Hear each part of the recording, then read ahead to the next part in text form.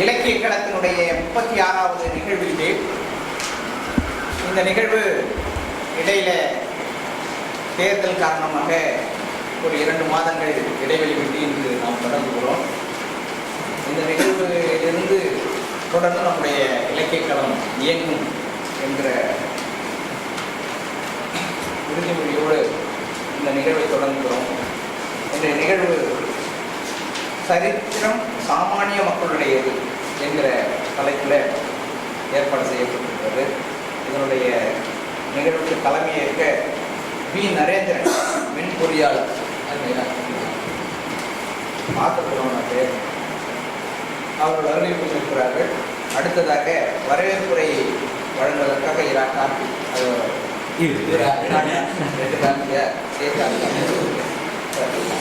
நன்றி உரைக்காக சேகா கார்த்திக் அவர் 2 கார்த்திகை வந்திருக்காங்க.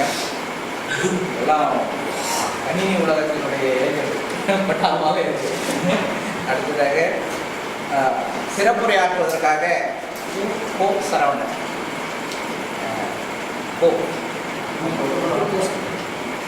இவர் வரலாற்று ஆர்வலர் அப்படின்னு சொல்றாரு. நான் வரலாற்று ஆய்வாளர் முதல்ல வரலாற்று ஆய்வாளர் அப்படின்னு படித்தேன். உங்களுக்கு ஆர்வலர். தமிழ்நாடு என்பது காலம் காலமாக சொல்லப்படுகிற ஒன்றில் தமிழ் மண்ணுக்கும் வரலாற்று அறிவே கிடையாது. வரலாற்றை பதிவு செய்ய வேண்டிய உணர்வற்றவர்களாக இருக்கிறார்கள் என்பது நம் மீது வைக்கப்படுகிற குற்றச்சாட்டுகள் ஒன்று. இன்னொன்று, நமக்கு வழங்கப்பட்டிருக்கிற பள்ளிக்கூடம் மற்றும் நம்முடைய சூழலில் வழங்கப்பட்டிருக்கிற வரலாறு என்பது ஏதோ ஒரு புனைவு போலவே இல்லை. ஆனால் உண்மையான வரலாறை தேடுகிற காலம் என்பது அங்கங்கே நிகழ்ந்து கொண்டே இருக்கிறது. இங்கே கலப்பிரர் காலம் என்று ஒரு காலம் குறித்து நமக்கு நிறைய பேசப்பட்டது. அப்போது மயிலை சீனி வெங்கடசாமி தொடங்கி அப்போ பொன்னி பன்னீர்செல்வம் கொண்டுவரெல்லாம் அது குறித்து பேசினாங்க. தமிழ் சமூகம் எதை இருண்ட காலம் என்று சொல்லியதோ அந்த காலம்தான் இலக்கியங்கள் விளைந்த காலம் என்று ஒரு பதிவு நமக்கு கிடைக்கும். இப்படி இன்னொன்று நம்மிடம் இருக்கிற இன்னொரு செய்தி என்னவென்றால், வரலாறு என்பது அரசர்களுடையது, நம்மை ஆண்டவர்களுடையது என்கிற கருத்து நமக்குள்ளே இருந்தது. அது அல்ல என்று இன்னொரு பார்வையை நம் மீது நமக்கு வழங்குவதற்காக சரித்திரம் சாமானிய மக்களுடையது என்கிற கருத்தை வழங்குவதற்காக ஐயா பூ சரவணன் அவர்கள் வருகிறார்கள். நான் சரவணன் என்கிற பெயரை கேட்டவுடனே நான் அருட்பா மருட்பா என்கிற ஒரு நூலை எழுதிய பா சரவணன் என்று நான் எண்ணினேன். இவர் அந்த சரவணன் இல்லை என்பது இங்கே வந்த பிறகுதான் தெரிஞ்சிருக்கு. ஏன்னா அந்த சரவணமும் இங்கே எப்படி நம்ம சென்ற கூட்டத்துக்கு வருகை புரிந்த ஐயா பழ அதிகமான் போலவே அவரும் மிகச்சிறந்த ஆய்வாளர். இரா வெங்கடாதளத்தின் போல அவர்கள் எல்லாம் ஒன்றாக இயங்கக்கூடியவர்கள். சார் இவர் இங்கே நம்ம ஒரு சுண்டறிக்கை கொடுத்துருக்காங்க. உங்களுக்கு எல்லாருக்கும் தெரியும். ஆனந்த விருது போன்ற இதழ்களில் எழுதக்கூடியவர் என்பது இந்த நிகழ்வுகள் இந்த சுண்டறிக்கையில் நமக்கு கிடைக்குது. இந்த நிகழ்வுக்கு இந்த நரேந்திரன் அவர்களை தலைமையேற்று நடத்துவான் நான் கேட்டுக்கிறேன்.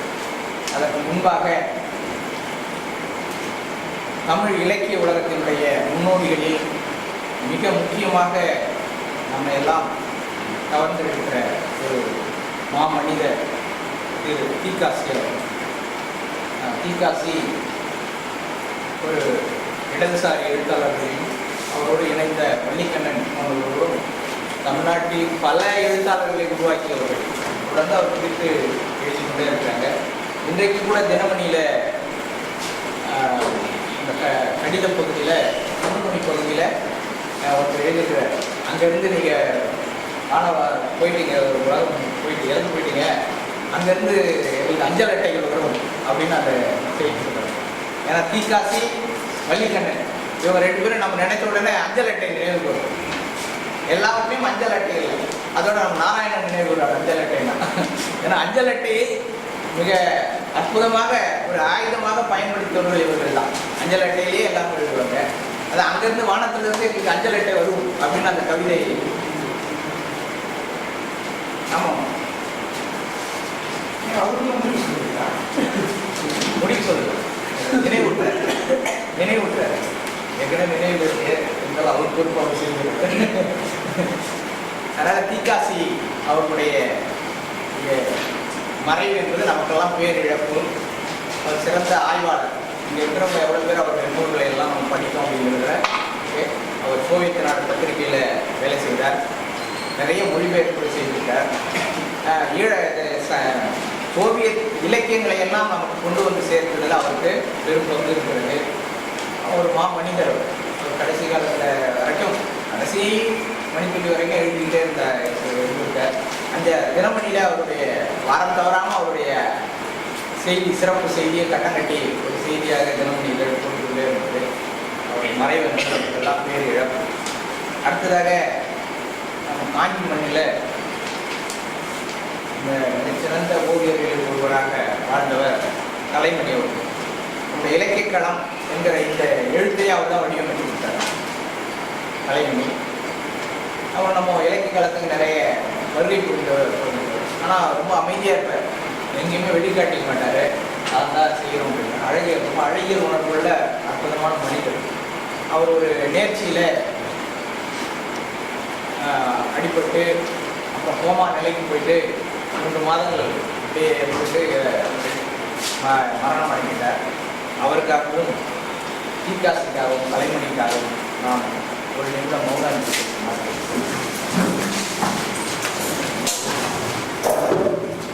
கொஞ்சம் ஜாலியாக தான் இருக்கும். இலக்கிய களமும் அதே மாதிரியே இருந்தால் இன்னும் நிறைய இளைஞர்கள் வருவாங்க அப்படின்னு எதிர்பார்க்கலாம்.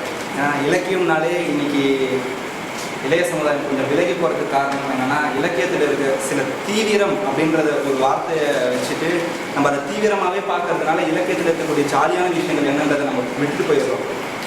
ஆரம்பத்தில் நான் கூட இலக்கியம்னா பின்னங்கால் பிடரியில் கூட ரொம்ப தூரம் ஓடிடுவேன். ஸ்கூலில் இருக்கிற வரைக்கும் எனக்கு இலக்கியம்னா அந்த அளவுக்கு ஆர்வம் இல்லை. ஏன்னா இங்கே இருந்த ஒரு இலக்கியமாலே கட்டமைக்கப்பட்டிருக்க ஒரு தீவிரமான பிம்பம் தான் அப்படின்னு காரணம். இப்போ ஃபேஸ்புக் அது போன்ற சமூக வலைத்தளங்கள் எல்லாம் என்ன பண்ணுறோம், இலக்கியத்தை எவ்வளோ ஜாலியாக சொல்லலாம். தமிழ் இலக்கியத்தில் எவ்வளோ ஜாலியான விஷயங்கள் இருக்குது. தமிழ் இலக்கியத்துக்கு ஒரு ஜாலியான முகமும் இருக்குது. திருக்குறள், சில வெண்பா கலைகள் போல அத்தனை அடர்த்தியான ஒரு மொழிக்கும் தமிழ் பயன்படும், ஒரு ஜாலியான மொழிக்கும் தமிழ் பயன்படும் அப்படின்றது தான் ஃபேஸ்புக் போன்ற சமூக வலைத்தளங்களில் நாங்கள் செஞ்சுட்ருக்கோம். அதன் தொடர்ச்சியாக தான் பார்த்தீங்கன்னா இன்றைக்கி நிறைய இளைஞர்கள் பூக்கோ சரவணன் இன்னும் நிறைய இளைஞர்கள் ஏதோ பாப்பா வரைக்கும் வந்திருக்காங்க. ஸோ இலக்கியக்களம் அந்த ரேஞ்ச் வரைக்கும் ரீச் ஆகிருக்குன்றதே ஒரு சந்தோஷமான விஷயம். இருந்தாலும் வரவேற்புறைனா கொஞ்சம் சம்பிரதாயம் சடங்கு அப்படின்னா கட்டமைச்சிருக்கேன். அதில் கொஞ்சம் சொல்லியிருக்கேன்.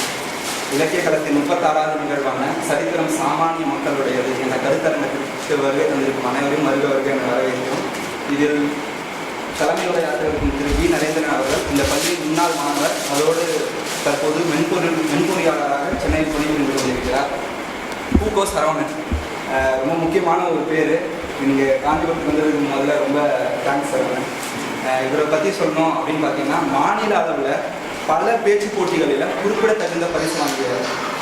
அதுவும் இல்லாமல் விகடனோட மாணவ நிருபராக இருந்து மேன்பூக்கர் பரிசு பெற்ற பெண் எழுத்தாளர், குறிப்பிடத்தகுந்த பெண் எழுத்தாளர். அவங்க அருந்ததி ராயை வந்து நேரில் பேட்டி கண்டவர். அப்புறம் அண்ணா ஹசாரே மற்றும் இன்னும் பல பிரபலங்களை நேரில் பேட்டி கண்டவர். அதுக்கப்புறம் அண்ணா யூனிவர்சிட்டி பல்கலைக்கழகம் முன்னாள் மாணவர், இப்போது வந்து சிவில் சர்வீஸ் தேர்வுகளுக்காக தயார்படுத்தி கொண்டிருக்கிறார். அவர் வந்து சிறப்புரையாற்ற இருக்கிறார். நன்றியுரை வந்து கார்த்திக், எஸ்கே கார்த்திக், நம்ம எல்லாருக்கும் தெரியும், பெரிய அறிமுகம் தேவையில்லை. ஆய்வு மாணவராக, ஏரோஸ்பேஸ் பிரிவில் ஆய்வு மாணவராக இருக்கார். அவர் வந்து சிறப்புரையாற்றுவார். மற்றபடி வருகை தந்த எல்லாருக்கும் நன்றி.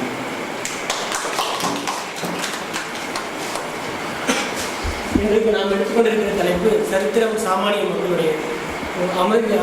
அமுதகீதன் ஐயா சொல்கிறது போல் நமக்கு வரலாறு அப்படின்னா நமக்கு புக்கில் நமக்கு சொல்லிக் கொடுத்தது எல்லாமே நமக்கு அரசர்களுடைய வரலாறாகவே நமக்கு தமிழ் வரலாறு எடுத்து பார்த்தாலும் சரி, நம்ம இன்னும் பாடப்புத்தகத்தில் பார்த்தீங்கன்னா முக்கியமாக வட இந்திய வரலாறு முகலாய காலத்துலேருந்து ஆரம்பித்து நாயக்கர் காலத்தோடு முடிச்சுடுவாங்க. நடுத்தவர்கள் வந்து சேர சோழர் வரலாறு, இந்த அரசர்களுடைய வரலாறாகவே இருக்கும்.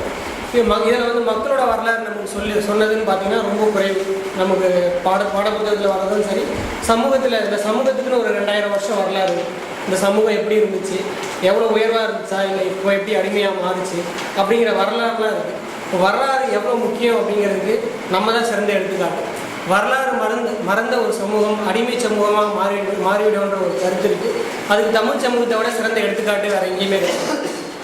ஏன்னா நமக்கு அப்படிப்பட்ட வரலாறுகள் இருக்குது. அந்த வரலாறுகள் எதுவுமே நமக்கு தெரியாது. இன்னொன்று நமக்கு கொடுத்தது எல்லாமே இருட்டடிப்பு செய்த வரலாறாகவே இருக்குது. அதுவும் குறிப்பாக குடிமக்களை பற்றி பேசுகிற சாமானிய மக்களை பற்றி பேசுகிற இலக்கியங்களும் நம்மக்கிட்ட ரொம்ப குறைவு.